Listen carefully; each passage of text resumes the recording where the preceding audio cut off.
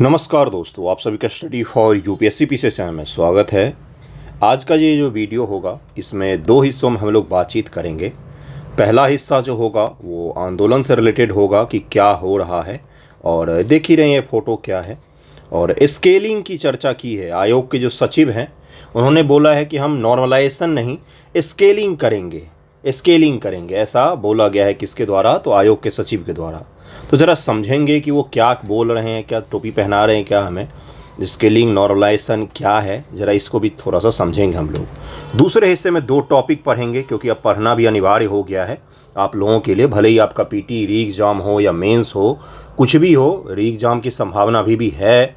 देखिए आजकल में क्या होता है। तो पढ़ेंगे भी, स्पेस डॉकिंग पढ़ेंगे, इसरो का है। और उसके अलावा सुशासन सूचकांक को पढ़ेंगे क्योंकि ये भी चर्चा में है। और भी एक दो टॉपिक है जिसको हम लोग पढ़ेंगे। दोनों काम करना पड़ेगा। क्यों करना पड़ेगा भाई? क्योंकि दोनों की काम बीपीएससी के छात्रों को आजकल करना पड़ रहा है, आंदोलन भी और ये पढ़ाई लिखाई भी। ओके, कल क्या क्या हुआ है तो न्यूज़पेपर सुबह में देखने के बाद तो लग रहा है कि पता नहीं क्या क्या हो रहा है, कुछ भी हो रहा है। बीपीएससी के चेयरमैन एबीवीपी, जो अखिल भारतीय विद्यार्थी परिषद है, जो भारतीय जनता पार्टी की छात्र विंग है, छात्रों का विंग जो भारतीय जनता पार्टी और आरएसएस का है, वो कौन सा है? तो अखिल भारतीय विद्यार्थी परिषद है। कई सारे मित्र हैं इसमें मेरे। तो अखिल भारतीय विद्यार्थी परिषद तो बीपीएससी का आंदोलन की अगुवाई नहीं कर रहा था, वो बीपीएससी के चेयरमैन से मिलकर उनको ज्ञापन सौंपा गया है। इसे 5 मांगे रखी गई हैं, है ना।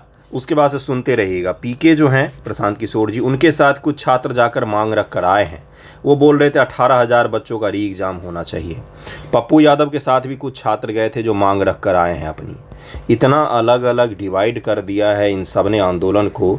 एबीवीपी ने कब बीपीएससी आंदोलन को लीड करना शुरू कर दिया भाई?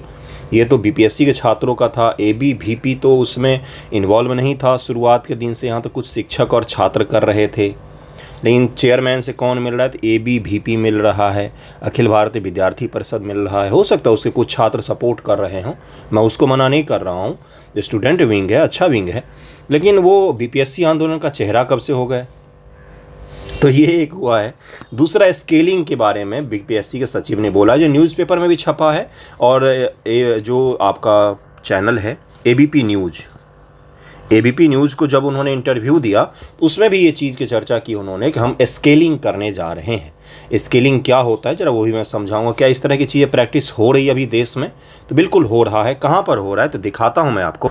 देखिए यही वो न्यूज़ है जिसमें सचिव ने बीपीएससी के क्या बोला है कि हम स्केलिंग करेंगे। ये उन्होंने स्पष्ट तौर पर बोला है कि 4 तारीख को जो री एग्ज़ाम होने वाला है, उसके बाद हम स्केलिंग की प्रक्रिया के द्वारा, क्योंकि पेपर 2 अलग अलग हो जाएगा, तो ये करेंगे। क्या ये सही है तरीका? मुझसे पूछिए तो नहीं। स्केलिंग वर्तमान में यूपीएससी के द्वारा किया जाता है। कहाँ पर?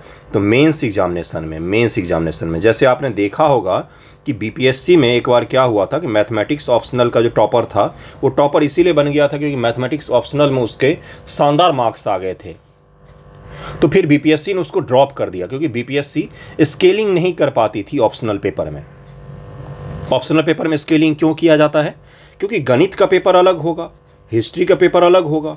गणित में ज़्यादा मार्क्स आने की संभावनाएं होती हैं, फुल मार्क्स आने की संभावनाएं होती हैं। इसलिए यूपीएससी क्या करती है? दोनों को स्केलिंग कर देती है। स्केलिंग का मतलब कि एक स्केल खींचकर यहाँ पर ले आए हम हर किसी को, ठीक है, इससे प्रतिस्पर्धा समान रूप से हो। ये यूपीएससी मेंस एग्जामिनेशन में करती है, केवल और केवल ऑप्शनल पेपर में करती है। लेकिन इसमें दरअसल में दिक्कत क्या है कि यूपीएससी अपना फॉर्मूला कभी किसी को बताती ही नहीं है। ना तो आपको पेपर दिखाएगी कि आपको कितने कितने मार्क्स किस सवाल को लेकर मिले हैं। वो इसीलिए करती, प्राइवेसी मेंटेन करने के लिए कि हम स्केलिंग कैसे कर रहे हैं। कई सारे लोग बोलते हैं कि पर सवाल के हिसाब से यूपीएससी स्केलिंग करती है कि भाई आपने सोशल इशू के सवाल को किस प्रकार से हैंडल किया है, साइंस टेक के सवाल को किस प्रकार से हैंडल किया है। ये यूपीएससी का हो सकता है ऐसा, इसके बारे में किसी को कोई जानकारी नहीं है, ये गोपनीय प्रक्रिया है। बीपीएससी स्केलिंग नहीं कर पाती थी ऑप्शनल पेपर में, इसलिए बीपीएससी ने स्केलिंग को ड्रॉप कर दिया और ऑप्शनल पेपर ही हटा दिया। ऑप्शनल पेपर को बीपीएससी से हटा दिया गया क्योंकि स्केलिंग प्रक्रिया नहीं हो पाती थी और ऑप्शनल के आधार पर आप बच्चों को जांच नहीं कर सकते हैं। यूपीपीएससी ने भी सेम प्रक्रिया को अपनाया, यूपीपीएससी ने भी सेम चीज़ किया, उसने भी ऑप्शनल को हटाकर यूपी स्पेशल का पेपर लाया है। इसका मतलब है कि स्केलिंग जो प्रोसेस है वो सही नहीं माना जाता था स्टेट पीसीएस के दृष्टिकोण से। अब यहाँ पर दरअसल बात क्या है कि उन्होंने बोला है कि 12,000 बच्चों का री एग्जामिनेशन होगा, जिसमें 60 to 70% हम मानकर चल रहे हैं कि क्या होगा, अपीयरेंस होगा, बच्चे अपीयर होंगे एग्जाम देने को लेकर। मान लीजिए 6,000 बच्चे, हम 50% पर मान लेते हैं कि 6,000 बच्चे अपीयर होते हैं, 6 से 7,000 बच्चे अपीयर होते हैं।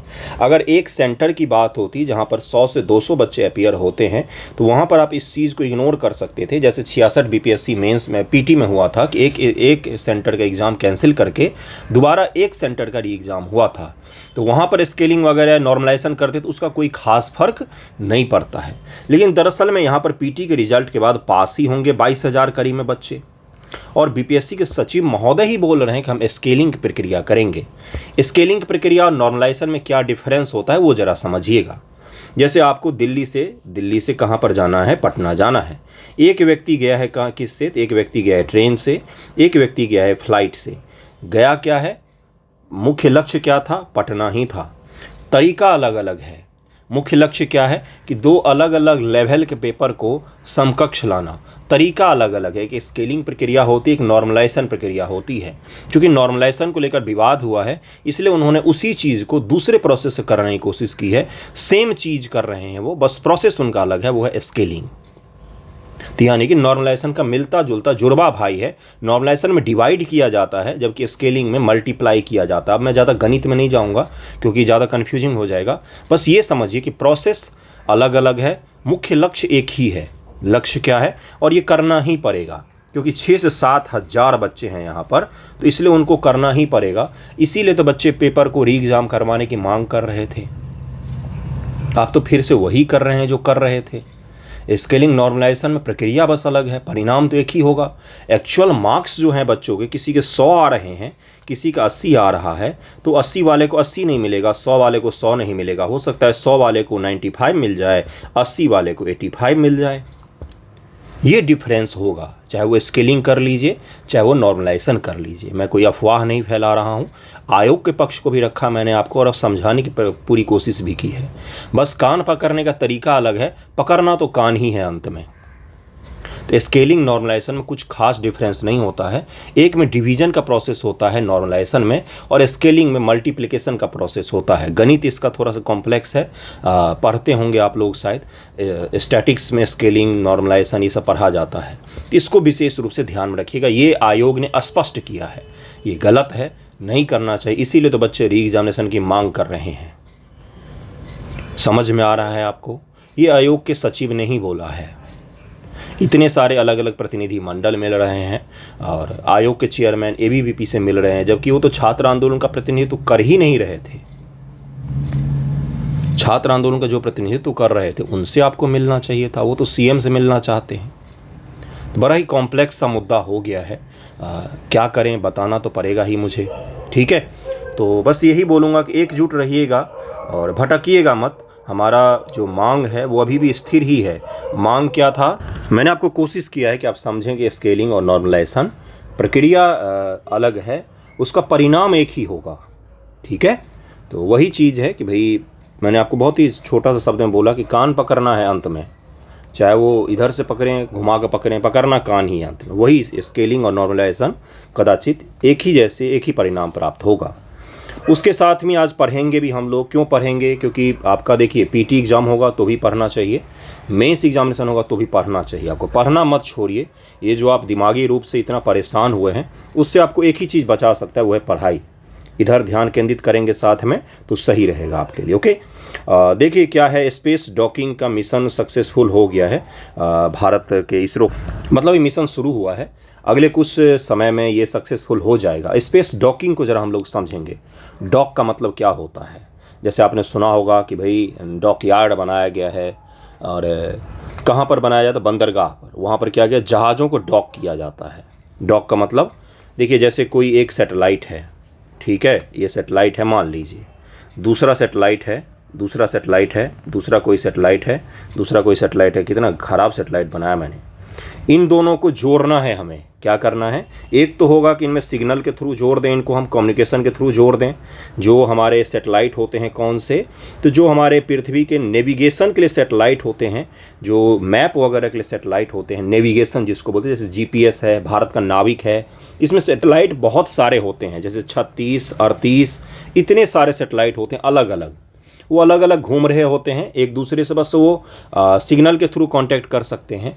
बाकी वो फिजिकली एक दूसरे के कांटेक्ट में नहीं होते हैं, एक दूसरे से जुड़े हुए नहीं होते हैं। अब हमें क्या करना है, हमने 2 सेटेलाइट को लॉन्च किया, 2 सेटेलाइट को लॉन्च किया।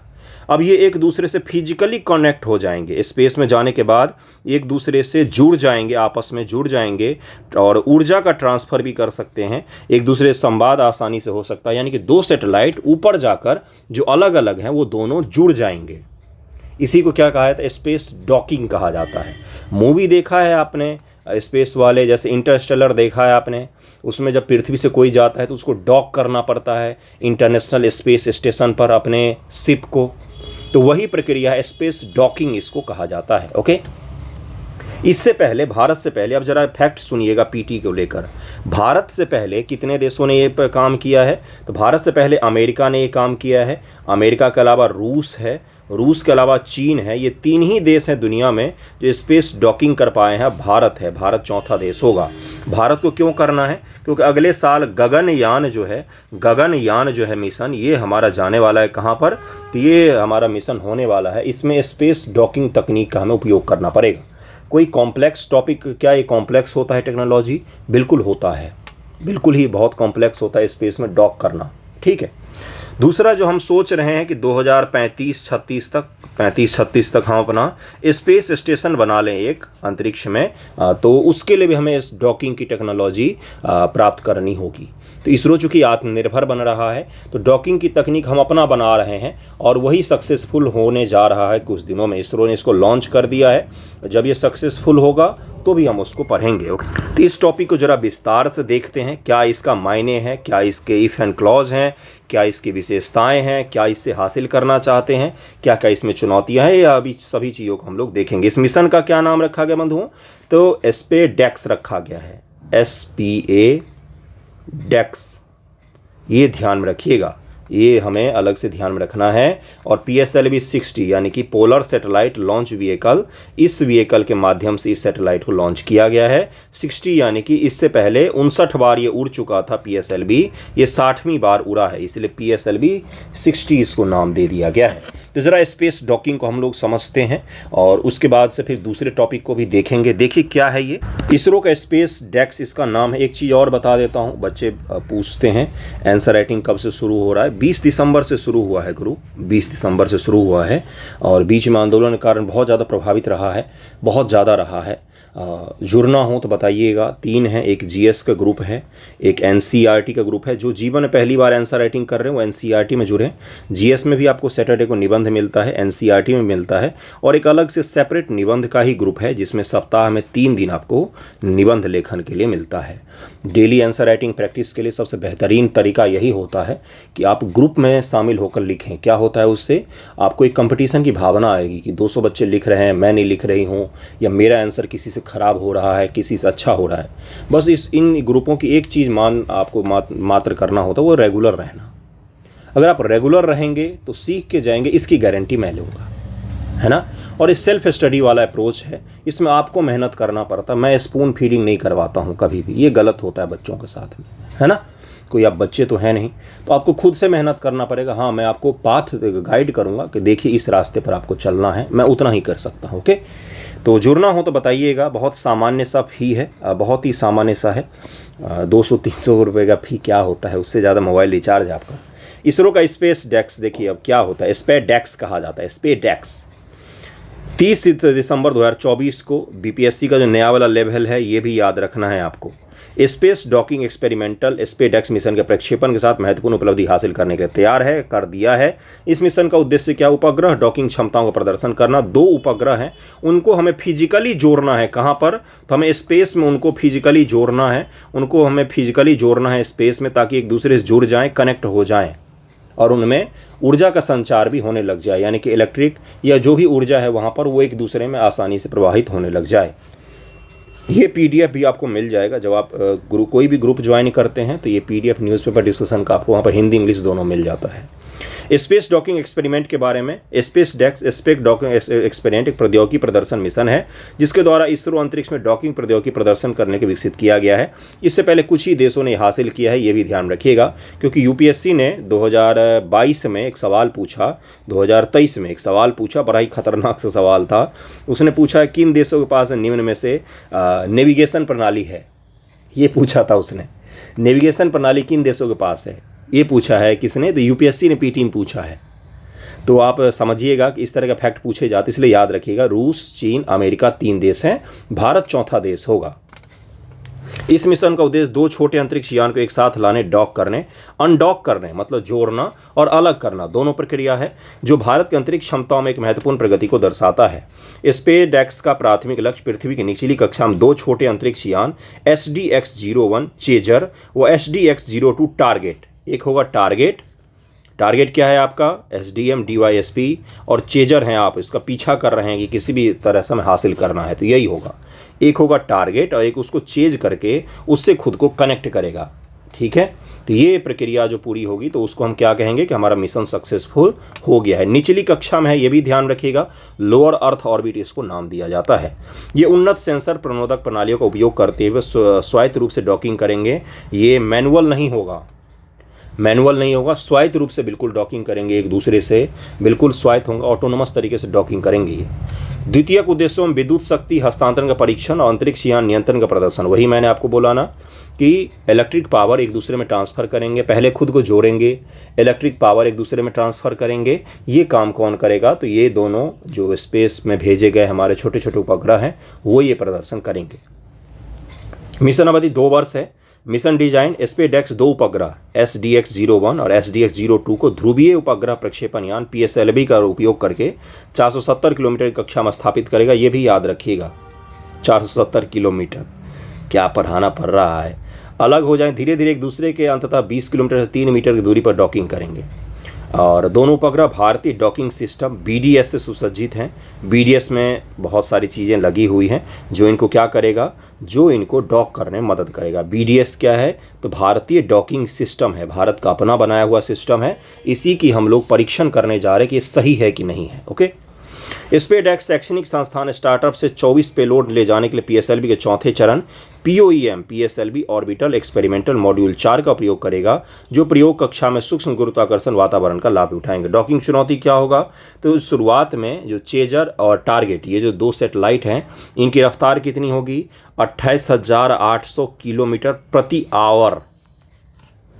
1 घंटे में 28,000 किलोमीटर। आप अंदाज़ा लगा रहे कितना स्पीड होगा। इसको कम करके हमें कहाँ पर लाना है? जहाँ पर 0.036 किलोमीटर प्रति घंटा, इतना कम स्पीड पर लाना है एक दूसरे को। सापेक्षिक रूप से, रिलेटिव रूप से एक दूसरे के स्पीड में इतना कम का अंतर हो। रिलेटिव मैं कह रहा हूँ स्पीड में।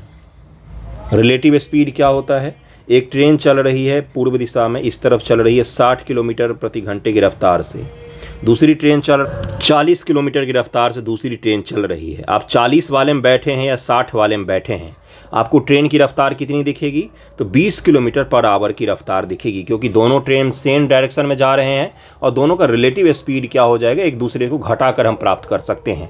वहीं पर अगर एक ट्रेन इस तरफ जा रही है, दूसरी ट्रेन पिछले की तरफ जा रही होगी, पीछे की तरफ में, तो रिलेटिव स्पीड जुड़ जाएगा, 100 किलोमीटर प्रति घंटे की रफ्तार आपको दिखेगा। इसको क्या कहा जाता है? रिलेटिव स्पीड कहा जाता है। एक ट्रेन जा रही इस तरफ, दूसरी जा रही इस तरफ, ये 60 से जा रही है, 40 किलोमीटर पर आवर से जा रही है, तो रिलेटिव स्पीड अगर अपोजिट डायरेक्शन है तो जुड़ जाएगा, और अगर सेम डायरेक्शन है तो घट जाता है। ये तो पढ़ा होगा आपने। तो हमें जो सापेक्ष वेग है, देखिए यहाँ पर लिखा हुआ है सापेक्ष वेग, उसको 0.036 आवर लिखना, आवर पर लाना है, ताकि एक दूसरे को क्या कर सकें, डॉक कर सकें। कोई इनकी स्पीड जीरो नहीं हो जाएगी, स्पीड पूरा टोटल जीरो नहीं होगा, रिलेटिव स्पीड जीरो हो जाएगा। स्पीड इसकी 60 है, इसका 40 है, रिलेटिव स्पीड 20 है, रिलेटिव स्पीड 20 है। तो ये ध्यान में रखिएगा। थोड़ा सा छोटा सा फिजिक्स था ये, आपने पढ़ा होगा तो रिलेटिव स्पीड वगैरह पढ़ा होगा, बचपन में ही पढ़ते हैं ये सब चीज़ें। तो ठीक है, देखिए यही दोनों स्पेस में जा रहे हैं और इनका उपयोग किया जाएगा।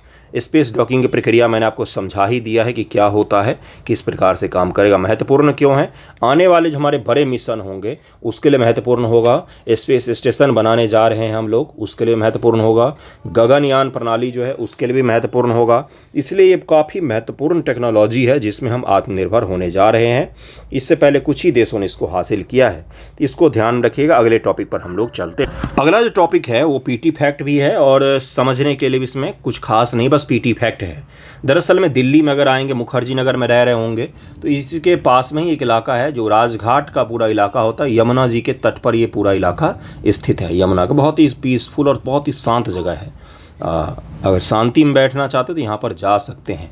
यहाँ पर दरअसल में है क्या, तो भारत के जितने बड़े प्रधानमंत्री, नेता, कुछ राष्ट्रपति हुए हैं, उन सब का समाधि स्थल है, उन सब का अंतिम क्रियाकलाप यहीं पर किया गया था, जिसके अलग अलग नाम है जो मैं आपको पीटी फैक्ट के तौर पर पढ़ाऊंगा, क्योंकि ये नाम अलग अलग कई बार पूछ लिया जाता है। दरअसल में हुआ क्या है, डॉक्टर मनमोहन सिंह जो हैं, डॉक्टर मनमोहन सिंह की जब डेथ हुई है तो उनको निगम बोध घाट, ये क्या है, तो दिल्ली का सबसे बड़ा शमशान घाट है, यमुना जी के तट पर है। निगम बोध घाट के पास उनका अंतिम संस्कार किया गया है, जिसको लेकर कांग्रेस पार्टी ने आरोप लगाया कि भाजपा की जो सरकार है ये पार्टी पॉलिटिक्स कर रही है। मनमोहन सिंह जी का अंतिम संस्कार वहाँ पर नहीं होना चाहिए था जहाँ पर सभी लोगों का होता है। निगम बोध पर सबसे ज़्यादा दिल्ली में अंतिम संस्कार निगम बोध घाट पर होता है। तो भाजपा के जो प्रवक्ता, सरकार के जो प्रवक्ता, उन्होंने ये बोला है कि डॉक्टर मनमोहन सिंह के लिए शांतिवन के करीब में, शांतिवन किनका है भाई, तो शांतिवन है नेहरू जी का स्थल है। शांतिवन के करीब में ही हम क्या कर रहे हैं, तो हम एक स्थल बना रहे हैं जहाँ पर डॉक्टर मनमोहन सिंह जी का मेमोरियल होगा, और उनका मेमोरियल अच्छे तरीके से बनाया जाएगा। तो ये तो पार्टी पॉलिटिक्स की बात हो गई। दरअसल में ये जो जगह है, यहाँ पर पूर्व प्रधानमंत्री, बड़े बड़े प्रधानमंत्री जो फेमस हुए हैं सभी के हैं, लेकिन स्थल के नाम विशेष रूप से उन्हीं से जोड़ कर रखा गया है। तो वो नाम कई बार पूछ लिया जाता है प्रीलिम एग्जाम में, तो ज़रा ध्यान से सुनिएगा। अटल बिहारी वाजपेयी जी जो हैं, उनका नाम है क्या, तो सदैव अटल, उस स्थल का ही नाम है सदैव अटल स्थल है। शानदार स्थल है, अगर आप जाएंगे तो अद्भुत है ये सारे, बहुत ही सुंदर लगेगा आपको यहाँ पर जाके, पीसफुल जगह है। शांतिवन है, शांतिवन पंडित नेहरू जी का है। 1964 में जब उनकी डेथ हुई थी तो यहीं पर उनका अंतिम संस्कार किया गया था, राजघाट के समीप ही है, शांतिवन का इलाका कहलाता है। शांतिवन में और भी कई सारे प्रधानमंत्री और उनकी पत्नियां जो हैं उनका भी यहीं पर है। शक्ति स्थल, इंदिरा गांधी जी का जो समाधि स्थल है उसको शक्ति स्थल का नाम दिया गया है। शक्ति स्थल में भी और भी लोगों के हैं। किसान घाट, ये चौधरी चरण सिंह जी थे। चौधरी चरण सिंह जी जो हैं प्रधानमंत्री रहे थे हमारे, तो पीएम चरण सिंह जी जो थे उनका समाधि स्थल है। 1987 में इनकी डेथ हुई थी, 87 में इनकी डेथ हुई थी। राजघाट तो महात्मा गांधी जी का है, पता ही होगा आपको, राजघाट महात्मा गांधी जी का है। और विजय घाट किसका है, तो लाल बहादुर शास्त्री जी का है, विजय घाट शास्त्री जी का है। सदैव अटल, अटल जी पहले बीजेपी के प्रधानमंत्री एकमात्र हुए उस समय तक, तो पहले प्रधानमंत्री हैं बीजेपी के जो जिनका समाधि स्थल इतना बड़ा बनाया गया है, और बड़ा ही अद्भुत सा बनाया हुआ है। तो ये ध्यान रखिए, कई बार ये पूछ लिया जाता है। आप मुझे एक चीज़ बताइएगा कि राजीव गांधी जी का जो स्थल है उसका क्या नाम है। एक बार ज़रा इसको सर्च कीजिएगा, एक बार ज़रा इसको सर्च कीजिएगा कहाँ पर है वो और उसका क्या नाम है, ठीक है। और भारत के प्रधानमंत्री पीवी नरसिम्हा राव थे जिनका अंतिम संस्कार हैदराबाद में हुआ था। बाद में उनका भी समाधि स्थल यहाँ पर बनाया गया। प्रधानमंत्री म्यूजियम है एक, पीएम म्यूजियम, पूछ सकता है पीटी एग्जाम में, इसलिए बता रहा हूँ। ये 3 मूर्ति भवन था पहले, 3 मूर्ति भवन जहाँ पर पंडित नेहरू और रहते थे, उसको 3 मूर्ति भवन कहा जाता है। तीन मूर्ति भवन पहले नेहरू मेमोरियल के नाम से जाना जाता था, जहाँ पर नेहरू जी से जुड़े हुए सारी यादों की चीज़ों को म्यूजियम के तर्ज पर सजाया गया था। लेकिन अब उसके पीछे में बहुत ही भव्य और बहुत ही आधुनिक, बहुत ही लेटेस्ट है वो प्रधानमंत्री म्यूजियम बनाया गया है, जहाँ पर नेहरू जी, इंदिरा जी, शास्त्री जी, नरसिम्हा राव हो गए, अब जितने भी प्रधानमंत्री हमारे हुए हैं उन सभी से जुड़े हुए मेमोरियल और उन सभी से जुड़े हुए यादें, फोटोज़, वीडियोज़ आपको एक ही जगह म्यूजियम में मिल जाएगा। तो प्रधानमंत्री म्यूजियम भी दिल्ली में ही है।